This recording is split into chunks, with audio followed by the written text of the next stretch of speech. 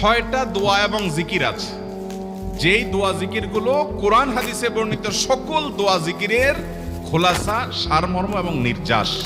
এই 6টাকে যদি কোনো মুসলমান নিয়মিত আঁকড়ে ধরে, তাহলে কোরআন এবং হাদিসের যত দোয়া এবং জিকির আছে কেমন যেন তার নির্যাসটা নিয়মিত সে আমল করল।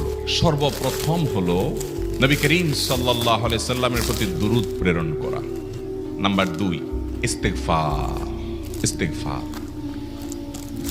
ইস্তেগফার এটাও বেশি বেশি করতে হবে। নাম্বার 3, এটা আমাদের বেশিরভাগ মানুষ জীবনে হয়তো শুনেনও নাই, অনেকে হয়তো শুনছেন, আমল করা হয় না। খুব সীমিত সংখ্যক আল্লাহর বান্দার আমলের তৌফিক হয়। সেটা হলো ইয়া যাল জালালি ওয়াল ইকরাম। এটা একটা জিকির, আল্লাহ তাআলাকে ডাকা, আহ্বান করা, এটাই জিকির। ইয়া যাল জালালি ওয়াল